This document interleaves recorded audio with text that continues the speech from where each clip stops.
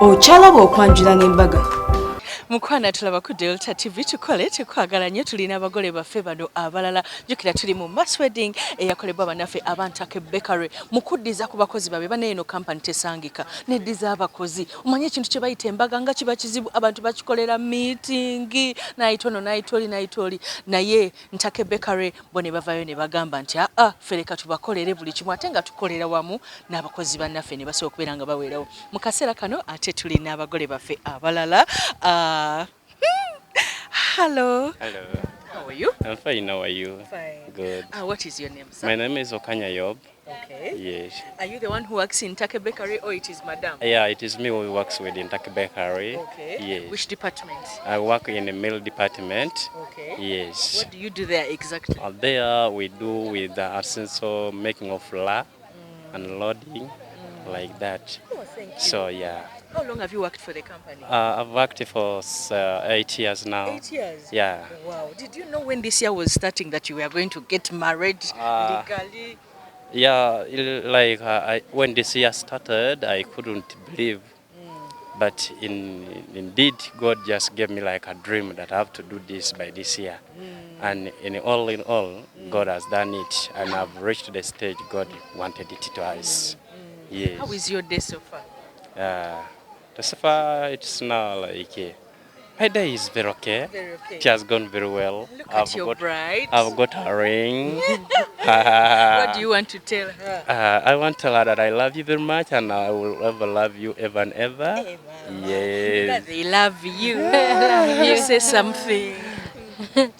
Hi, Lydia Merasio. By the time they called me Lydia Merasio, but now they called me Yob Asio. Now you're called who? What is your name? Asio Yob. Hey. Yeah. Yes. What is your husband's name? It is Lydia Okanya. Now you're called? Yob Asio. Hey. Now you have to take on your husband's name. Yes, because I'm now putting on a ring for the evidence that I'm married now. Yeah. I'm a married woman. Did you know when this year was starting that you were going to get married? It was just a dream. Yeah.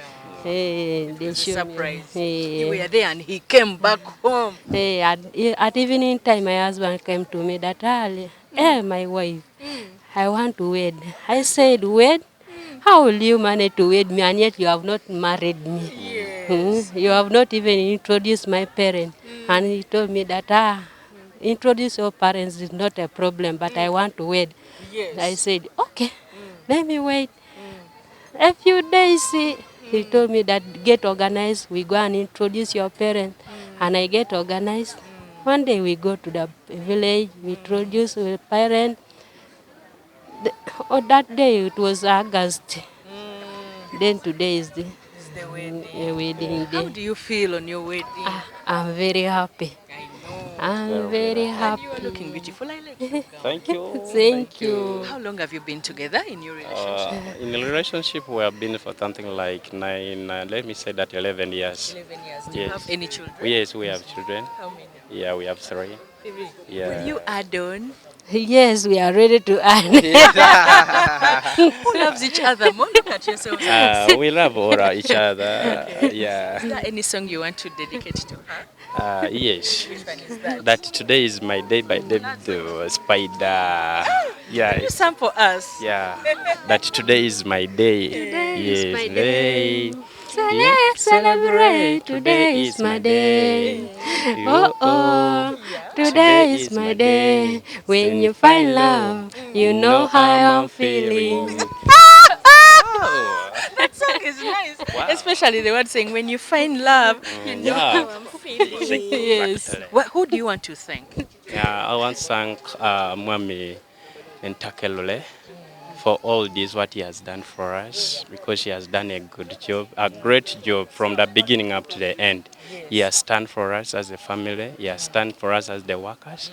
He loves us very much, and we shall also love him so much. And he is forever. our papa. And he's our power. Can you say those words in your language? Yes. Say it. Mina so papa noi papa Ntakelule gasta. Bible. Yokuna. teva ku Delta TV tukole nkwagala nnyo ate leka tufune abalala. I wish you the best. I wish you the best. Thank you.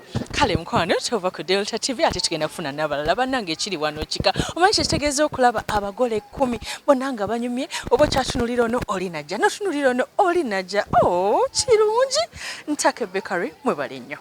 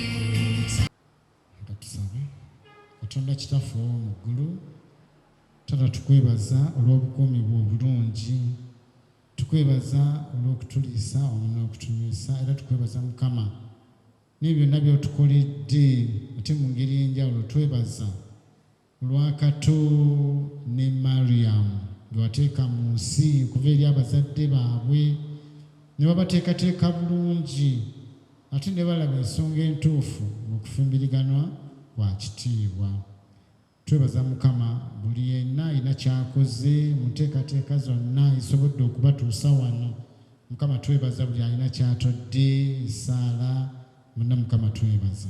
Mukama tukwegayiridde nga tuli wano mu kifo kino omusumba ng'agenda okwogera gye tuli agenda kutandikisa amaka amapya naye byonna byagenda okwogera Mukama kabiyambe n'abo abasuubira okugafuna ate biyambe n'abo abaagafuna edda.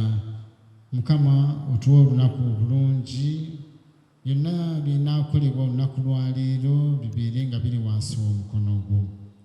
Abaana bano Mukama obawe emikisa gyo obawe ezzadde obawe okuganja yonna gye banaakolera babeere ekyokulabirako ate babeere abaweereza b'ekkanisa yo eno okuweesa erinnya ly'ekitiibwa.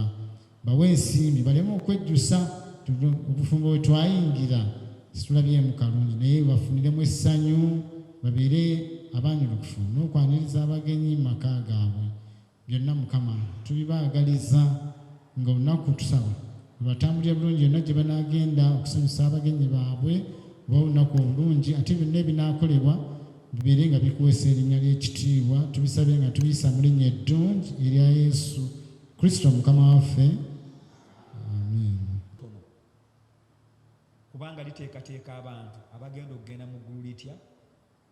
Buli muntu yenna ayagala okuyingira jjana ayagala okuyingira mu kwesiima. Amaka ge gateekwa okubeera entabiro y'okuteekateeka abantu abagenda okugenda mu ggulu litya. Kitegeeza ki? Oyina oluwalo nnyina oluwalo olw'okufaayo eri amaka gange okufaayo eri omukyala w'oyo okufaayo eri omwami w'oyo mulabirire mubeere ne communication muwuliziganye mugonjoolenga ensonga zammwe mwebuuliragane buli muntu alwane ku munne kubanga luno lugendo olututuusa mu bulamu butya.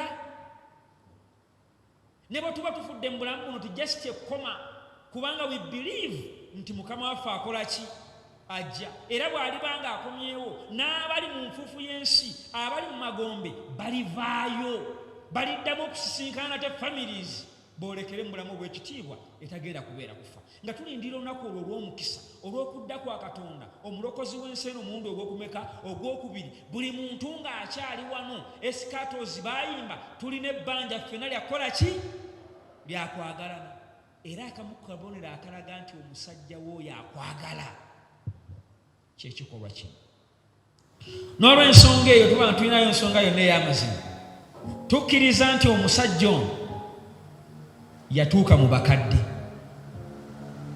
era n'akola obuvunaanyizibwa obw'okuzaalibwa kituufu ekyo bannabuddu kituufu ekyo taata ne maama kituufu ekyo mubanja wangi temubanja kakati lwaki mulwawo okuddamu okole munnange oyinza okwogerayo ekigambo oba okyagadde oyagala okwogera eri mukoddomi wo omale okwate mwannyoko mu ngalo omukwase omuko mu butongole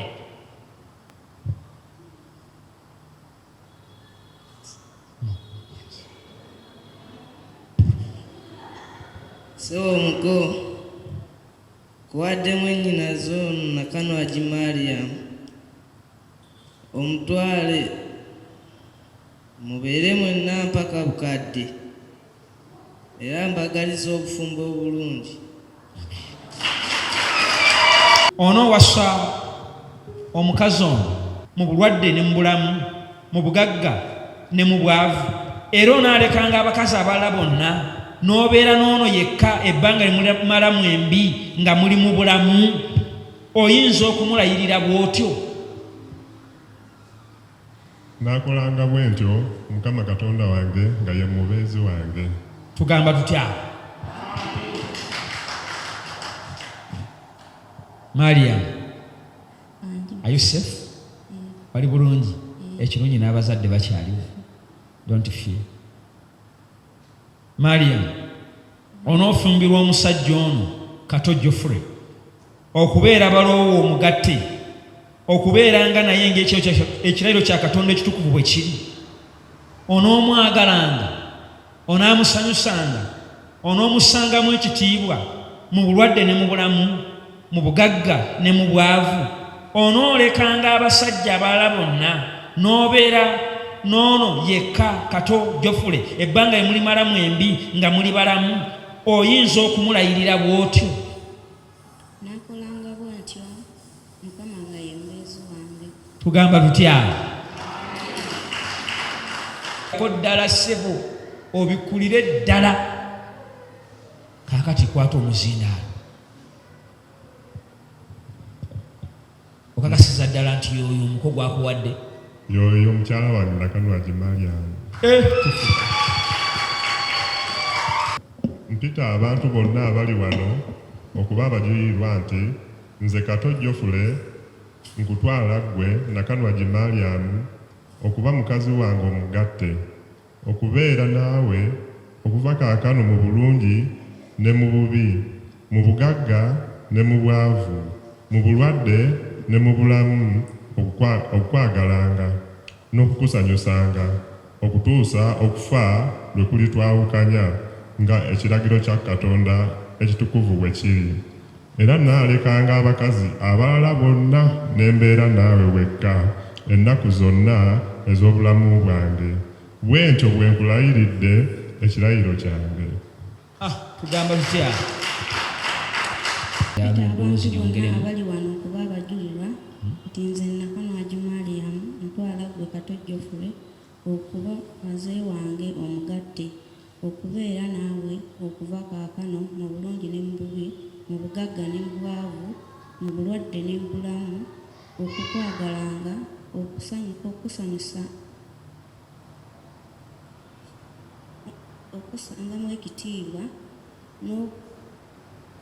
n'okukusanyusanga okutuusa okufa okulitwawukanya ng'ekiragiro kya Katonda ekitukuvu bwe kiri era naalekanga abasajja abalala n'embeera naawe wekka ennaku zonna ez'obulamu bwange bwe ntyo bwe nkulayiridde ekirayiro kyange. Gwani. Nze Nakano Jumaaliyamu. Olw'ebigambo ebyo bivudde mu kamwa kaabwe, buli omu okuba ekirayiro kye okutwala munne mu bufumbo. Buli omu atwala mu ki? Atwala munne.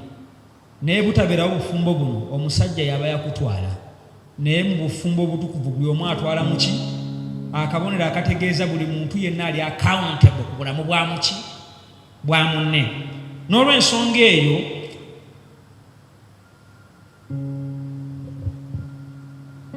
katusabe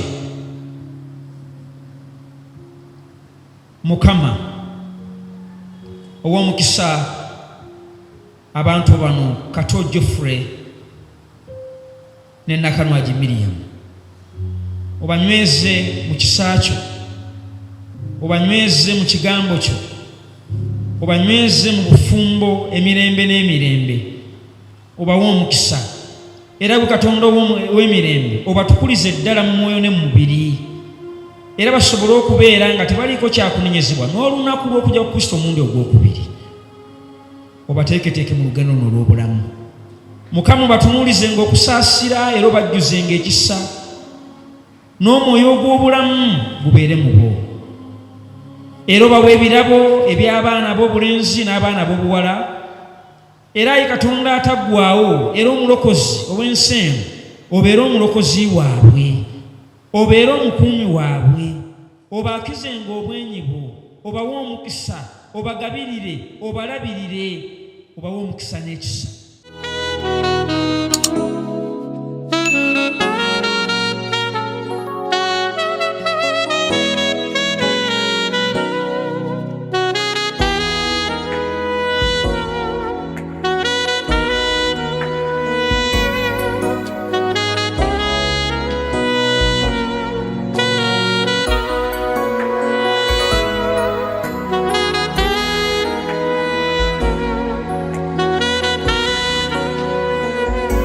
Mukwana tulaba ku Delta TV enono ye kapo yaffe esembyeyo era nga gamba nti olunaku lwaleero abagole 10 abakozi mu Ntake Bakery bebagatibwa. Tuli nabo, nsanyusa okubalaba. Muli wano. Tuli wano. Kiri kitya kiri bulungi kirina tabbo. Kiri okay. Bakuyitaanise. Bampita Kato Geoffrey. Kato no. Bampita Nakano Mariam. Wewangulidde ddenzi. Omwana yoli yali kwewangulidde. Buli omu awangudde munne. Umaze mwedda bbanga ki? Nabyo myaka 4. Mu Ntake Bakery okoleddeyo bbanga ki? Myaka 4. Myaka 4. Bwe kiri. Ng'oli mu department ki? Department ya security. Bw'obaawo security eba tight. Nnyo. Kaakati wakirina ekirowoozo ky'okkuba embaga oba bwe bakyogera ne kikujjira? Nedda nakirina. Obadde ogipulaninga ddi? Embaga mbadde era ngipulaninga mu December naye Mukama wange n'akisa wansi paka mu gwe 10. Awo nekinkolera nnyo. Olina kyotaddemu oba buli kimu bakikoze? Buli kimu bakinkoledde. Sente zibadde ez'embaga ya December mugenda zikolamu ki? Tugenda kulongosa ennyumba yaffe. Bwe ziba nga zifiiseyo tugweko ne poloti. Mwebalesebo. Bw'obaka ki bw'oyagala okugamba abakoledde embaga? Ntuusa obubaka yali director waffe Mr. Gasta Lule. Mwebaza nnyo, yeebale awangaale, ne ba management abalala muli ba HR batukoledde omulimu gw'amaanyi, batubeereddewo mu bintu bingi, kale tubeebaza. Mukyala we oyagala mugamba ki olwaleero? Mukyala wange ono njagala mugamba nti mwagala nnyo era tugenda kuzaala n'abalongo. Obeere omulongo Saalongo. Omulongo Saalongo. Kayimba kikuyagala oweereza omwami wo? Njagala muweereza kayimba ka Geoffrey Lutaaya, endagaano ya laavu yaffe. Olinako layini gy'omanyi? Sample that 1 2 3. Endagaano ya laavu yaffe nze mmaze ogikola. Obiwulira. Sitafuna enkubako nti omutima ng'owadde gwe. Mpulira. Okamanyi naawe? Nkamanyi naye nsobola omuyimbira akalala. Naye nga ka mukyala wali ddowooza nja kwesa lya kisajja. Kagamba kati Kirooto kyange yegwe gwe nasalawo kuba mu bwange. Mweweka haga kati engeri gy'omwamuhaga. Katubaleke mukwano tubagayiza birungi byeleere mwebale kunyuma ate tugenda kubeera nga tweyongerayo ku reception tulabe abagole baffe bannange ekiri ku reception kika omanye okubeera nti abagole 10 buli omu ng'alina abagenyi be kirungi nnyo. Ntake Bakery mwebale nnyo mwebale ddala Delta TV wetuli nnyo buli kimu tugenda kuba nga tukikutuusaako nkwagala nnyo bampita Sharita mazima wanvu. Okyalaba okwanjula n'embaga.